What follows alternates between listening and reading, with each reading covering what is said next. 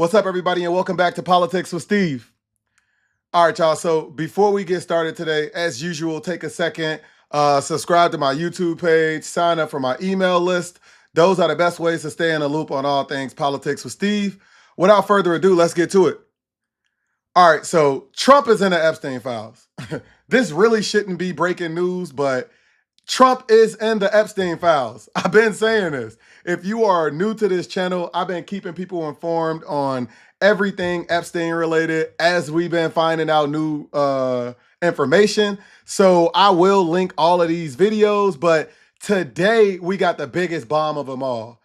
And I want to set the stage and talk about, a couple days ago, because a couple days ago, we learned that a whistleblower told a U.S. senator that Ghislaine Maxwell, Jeffrey Epstein's number two, his second in command, has been getting preferential treatment in federal penitentiary. They say that she's been getting custom meals. They say that she's getting access to the gym facilities after hours so she don't got to interact with other inmates. They even say she got a puppy, like an emotional support pet or something, right? And you would ask, like, why is she getting preferential treatment in federal penitentiary, right? Now, I want y'all to remember that she's in a minimum security prison. She's not even qualified to be in a minimum security prison based on her crimes. Literally, somebody in Trump's Department of Justice had to sign off on her being put into a facility that she literally is above, like her crimes are so bad that somebody that committed those crimes shouldn't be in a minimum security prison. Why is she there? So when you look at all of that, it makes sense when you understand what we just learned today. So this morning, the House Oversight Committee just released new emails from Jeffrey Epstein's estate. So again, remember, the House Oversight Committee sent out a subpoena to Jeffrey Epstein's estate. Jeffrey Epstein's estate is maintained by, lawyers and people that has nothing to do with this. They just in charge of maintaining their Jeffrey Epstein's estate. They received a lawful subpoena from the House Oversight Committee, and they provided documents, emails, pictures, everything. And some of the emails we're just now getting, because the government was shut down. The House is back in session, and we see what's happening. This morning, the House Oversight Committee released new emails. This one email in particular, I'm about to bring it up, but it is between Ghislaine Maxwell and Jeffrey Epstein. Again, came from Jeffrey Epstein's estate. And in this email, Jeffrey Epstein is stating that Trump knew about his conduct, basically. I mean, let's review the email and then we're going to talk about it. All right, so this one email, right? Again, this is from Jeffrey Epstein to Ghislaine Maxwell. And he said, I want you to realize that dog that hasn't barked is Trump.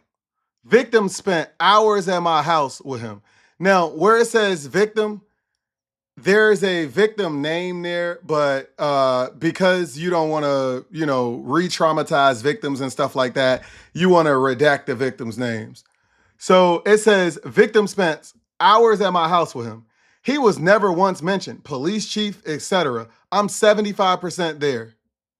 Bruh, what? This man just said a victim spent hours at his house with him, not a victim spent hours at his house. He's Jeffrey. Now, I want y'all to understand that this email was sent in 2011.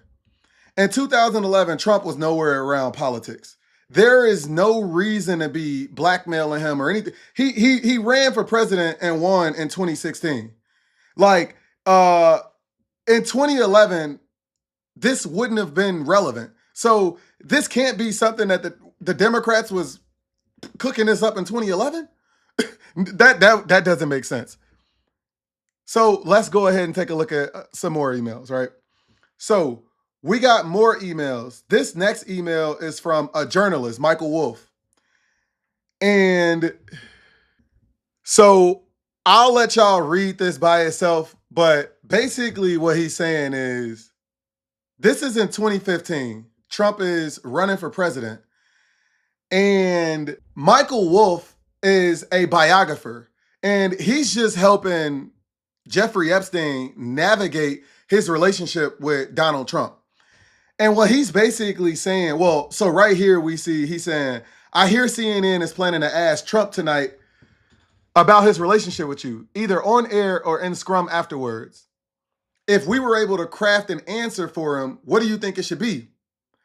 So Michael Wolff replies and say, I think you should let him hang himself. And basically, if Trump lies about being on your plane, you got him because you have evidence that he was there. So if he looks like he'll win the election, then you have something on him, the most powerful person in the world. But if you can use the information on him to get yourself out of trouble, then you'll take you basically sit back, let him make his bed, and then you best determine how you gonna use that information against him. That's a summary of what Michael Wolff is telling Jeffrey Epstein. Literally, Trump's name is being mentioned right here. Again, this is from 2015. We go in order. So we finna look at the last messages from, the last relevant message from this new release. So now, again, we are in 2019, and Jeffrey Epstein is telling Michael Wolff, Trump said he asked me to resign. Never remember ever. Of course he knew about the girls. He asked Ghislaine to stop. Bro, he just said, of course he knew about the girls. This is in 2019. Like, Trump knows that Jeffrey Epstein knows this. What? I'm not gonna lie. This here is crazy. So when we sit back and in earlier videos, I'm not gonna go too far into it, but I want y'all to watch some of the earlier videos. Again, I'm gonna link them in the description. I ask myself, why is Ghislaine Maxwell being transferred to a minimum security prison? Why is the Deputy Attorney General, who was Trump's personal lawyer before Trump became president, the number 2 at the Department of Justice, taking an unusual step to go interview Ghislaine Maxwell? That is so unusual. Again, I talked about this already, so I'm not, but when you look at stuff like this, and then in a earlier tranche of emails, we seen Jeffrey Epstein and some other people holding a check that had Trump's name on it that was for $22.5 thousand, and it said in the notes for the check that it was for a depreciated girl. When you see stuff like that, you ask, why is the FBI, why is the Department of Justice not releasing these Epstein files? JP Morgan Chase, who was Epstein's bank, handed over to the federal government records of over 4,700 payments, totaling up to $1.1 billion to Jeffrey Epstein. They handed it over to the Department of Justice as potential evidence of Epstein's sex trafficking ring. Why don't we have that?